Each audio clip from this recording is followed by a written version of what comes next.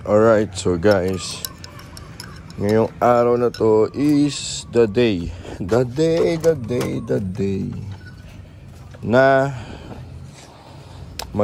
tayo, papakain tayo ng BBS. Kita nyo naman, kulay ano na siya, kulay red, tama ba?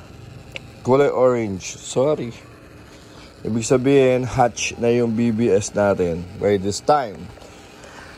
So, ang gagawin natin dyan guys is papatayin natin yung aerator niya or i-off lang natin or tatanggalin natin yung aerator bago tayo mag-start magpakain ng BBS. Kasi kapag nakapatay yung aerator guys, aakyat yung mga shell, tapos yung BBS may iiwan sa ilalim. May ginagawa sila rito sa mga hatchery nila guys, na tinatakpan nila ng tape yung bandang gitna ng black tape, yung bandang gitna ng ano, para daw mas mabilis bumaba yung BBS.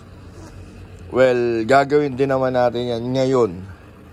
So, turn off muna natin tong switch valve.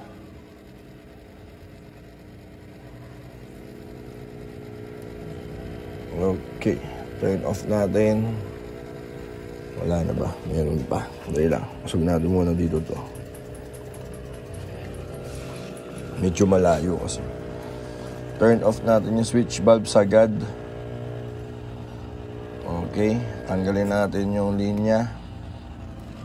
Okay, so kung nakikita ninyo guys, umaakit na yung ano, yung shell. Tapos kukunin natin siya. Lilipat natin. Dahan-dahan lang, baka matapon. Makikita nyo, buhay na buhay. Buhay na buhay yung ating BBS guys. Hindi lang alam kung paano natin tatakpan yan. Pero until mga 5 minutes natin dyan lang yan. Yan, lipat lang natin dyan. Makikita nyo, bababa yan. Bababa yung mga BBS dito. Okay. Hintayin lang natin mga until 5 minutes. Itong gawin na to, magkiklear yan. Ito mga shells na yung mga yan. Yan, nasa taas na yan. Hanapin lang natin muna yung problem ng ating linya. Kasi ayan, may mga hugot na naman. Talagang naiko ko nila. Hindi maganda yung transparent na hose. Mas maganda yung black hose. Hindi pa tayo nakaka-order nun. Mas kainin ng mga people in the house, yung mga aso. Kita nyo, ayan, bumababa yung BBS.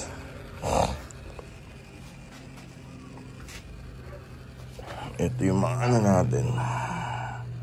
After natin magpakain ng BBS, mag-ano tayo agad ulit. Tawag dito. Mag-ano ulit kagad tayo. Sasalang ulit agad.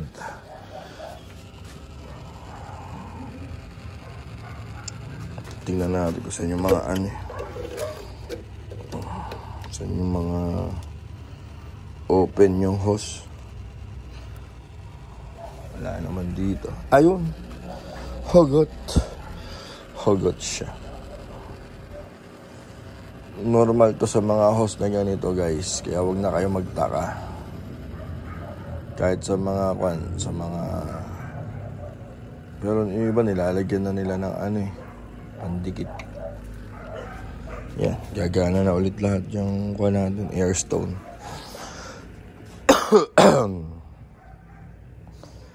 Bakit airstone yung gamit natin? Simple lang, para hindi mahigop yung mga isda natin ng mga submersible filter. Bakit walang filter yung ano natin? Meron naman tayong mga naka-filter, kaya lang wala pa tayong gawa na iba. Hanggang dito na yan, meron ng bulayan or may hangin na yan. Well, dati pa naman, kaya lang mas in-improve natin. Pati ito, may hangin to ha, ba't ganun? Wala.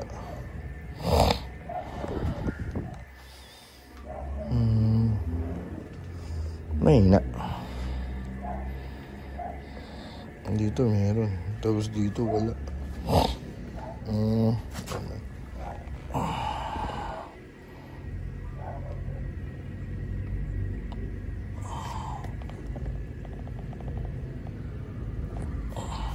Wag kasi masyado malakas hinihinaan ko.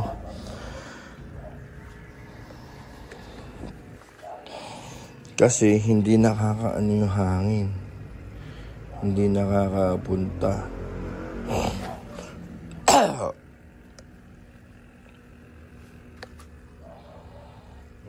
Tulad nito, kala mo wala, pero meron yan. Nakahina lang talaga. Kita nyo? Di ba kanina medyo dark dito? O ngayon, ayun na lahat yun. Yung mga hinatch natin for about 2 days. Ayan na.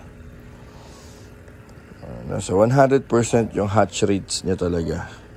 So, ang gagawin natin dyan ay kukuha tayong timba. Kaya lang yung timba natin may laman Dapat medyo malaki na lagyan para doon natin sasalain.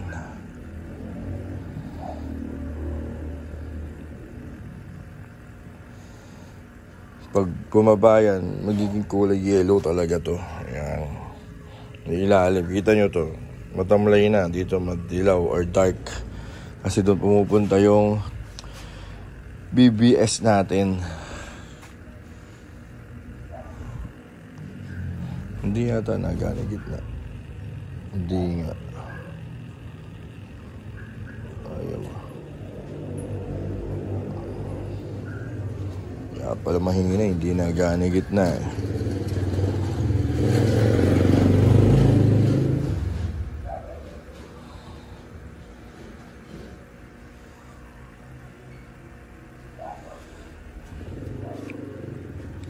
So guys, meron nga pala tayong mga pwedeng i-out na DEM. But unfortunately, yung original na female na DEM natin is namatay kagabi. Hindi ko alam kung ano nangyari.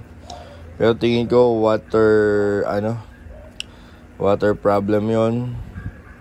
Pa-toxic na yung water nila.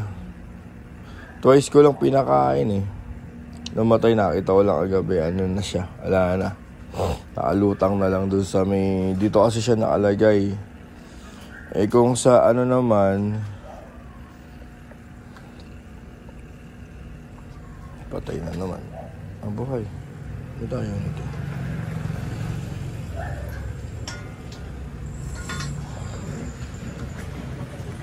Kung sa hangin naman, may hangin naman sila kahapon.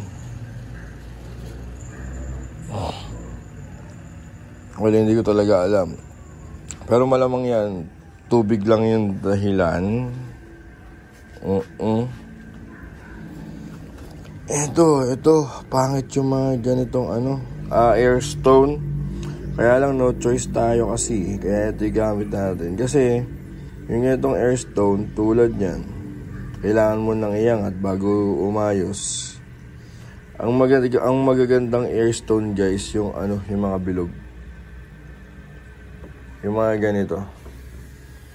Yan yung mga magagandang airstone. Hindi mahigpit yung yung pagbasa siya, hindi humihigpit yung hangin. Unlike nitong airstone na to, humihigpit yung hangin dito Hindi ko alam kung bakit. Ayan pag malalim, ayaw na halos ng bubbles. Kaya huwag kayong bibili ng mga pahaba na airstone. Bukod do sa pahabang airstone na humihigpit, madali ding masira. Ayan nakadami na ako ng airstone na pahaba Kaya bibili nito, mas maganda yung bilog. Okay.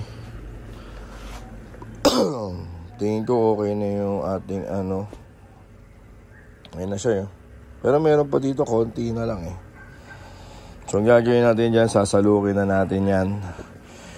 Hindi na tayo hindi na tayo, nalaglag yung mga natin. Hindi na tayo kakat, dire-diretso na to. Kahit matagal yung natin. Dito natin sasalukin yan. Kita nyo, nasa taas yung nasa taas yung mga eggs. Salukin na natin dito yan.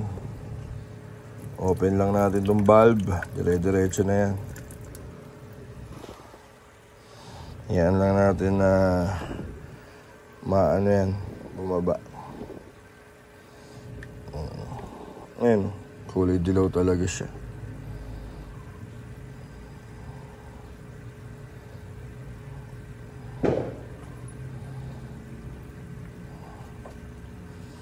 Tapos, kunyari, may natira kayo, wala namang problema. Ibalik nyo lang ulit doon sa aerator niya or doon sa oxygen. Ibalik nyo lang ulit doon. Dire-diretso lang yung tumble niya ron. Okay pa yun.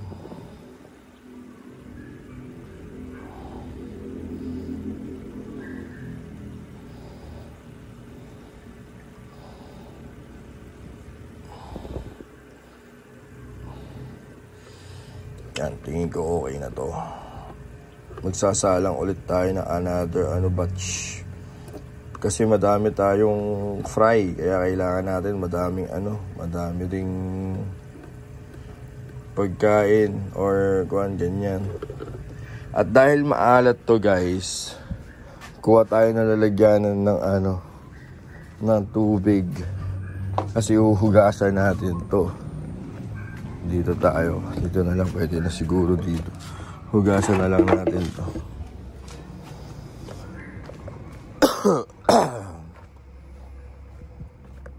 Ingatan nyo yung ninyo kasi pag yan natapon, wala na. Wala na.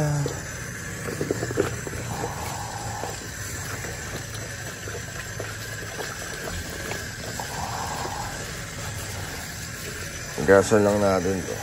Pag okay na, bigs na yan. Lagyan lang natin ng konting tubig. Hugasan lang naman natin yan ng kasi maalat yun eh. Hindi natin pwedeng i-direct feeding. Kasi magkakasakit sa bato. Isda natin. Okay, pag may tubig na tayong malinis, kunin na natin to. Dito natin sasalahin yan.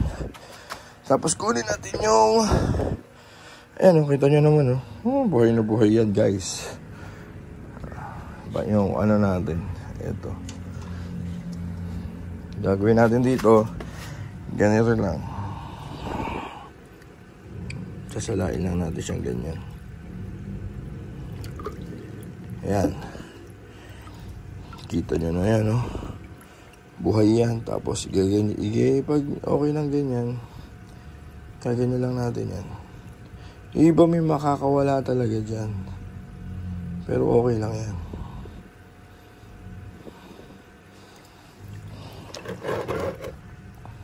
Yan na yung BBS natin. Ready na pakain to. Ang lagay, ganito lang naman yung paglalagay niyan. Ganyan lang Pak. Pag marami, tansyahin mo. Ayan di ba kumakain na sila. Ayan. Kain. Dami yan. Dito. Ayan. Ang importante yung mga fry. Unahin natin yung mga fry. Ito may fry dito. Yan. Dito rin may fry. Yan. Tapos saan pa ba may fry? Dito may fry. Yan. Kuha pa tayo. Pag kulang, kuha pa. Ganun lang. Mahirap. Matagal siyang i-hatch, hassle. Pero kung yun naman kakaganda ng mo, nung isda mo, or makakatulong sa isda mo, why not, diba? Unahin natin yung may mga maliliit na anak. Ito meron dito. Yun. Dito meron din. Yan. Dito rin. Ayan. Okay. Kainin nyo lahat yan. Sa inyo yan eh. Tapos dito. Sa mga wala pa. Ganun lang. Ganun lang na makadaling Kaya lang, matagal lang talaga yung paghihintay. Buhay yan.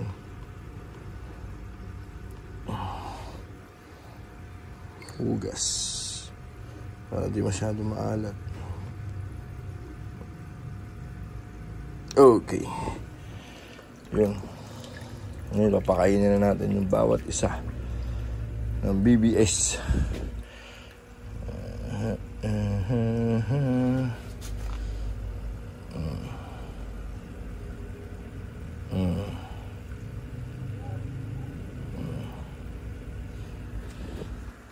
Sa tank. Ay, butik, napakarami. Lugi yata ako doon. Kunin ko iba. Wala na. Ayun na sa ilalim. Dito tayo.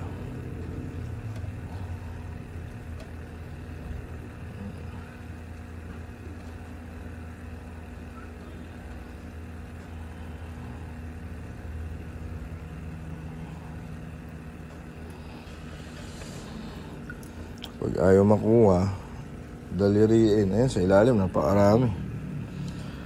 Ayan, ganyan. Pwede naman yan eh. Dadaliriin mo. Pag ayaw makuha. Diba? Sayang eh.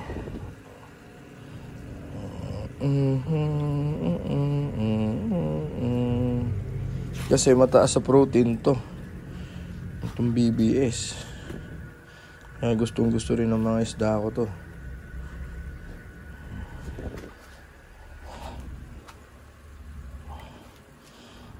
Meron na ba to? Hindi ko alam eh. Naku, sa labas pa, meron pa. Nahuli.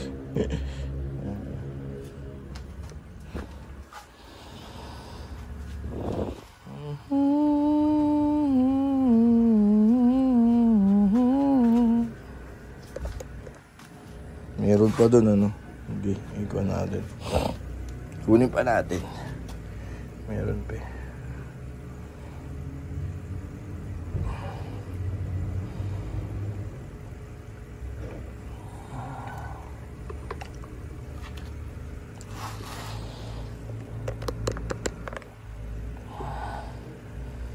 Kasi nasa labas, di pa nakakakain.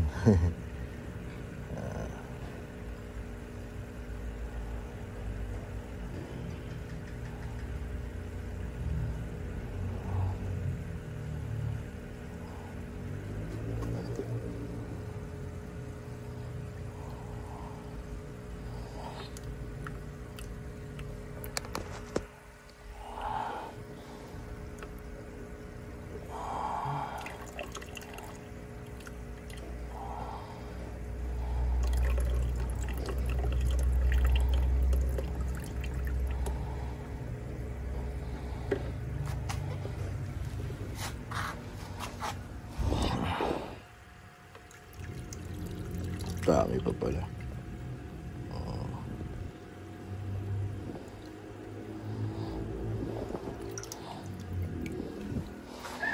Konti pa dito. First time nila mag-BBS eh. Tapos dun sa labas na. Ang dami ano. Sa labas. Pakain tayong BBS dun sa labas. Dito sa labas maraming ano dito eh. Madaming mga isda din. Madami rin na-hatch dito eh. Ay, na-trap. Ayan o. Tadan. BBS kayo.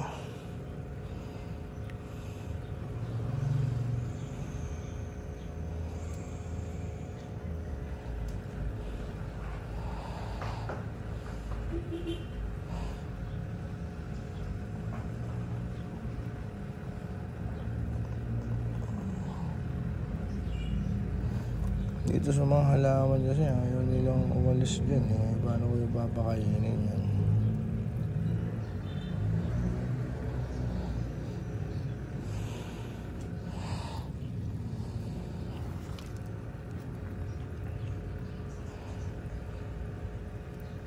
Doon naman sa loob. Nakakulang dun eh.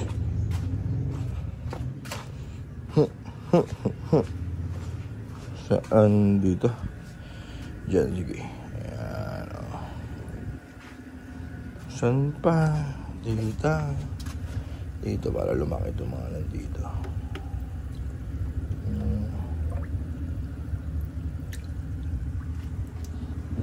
Okay, so guys, yun lang yung pag ano natin ng BBS, kung paano rin tayo magpakain ng BBS. So yun, sana nag-enjoy kayo. Bye bye.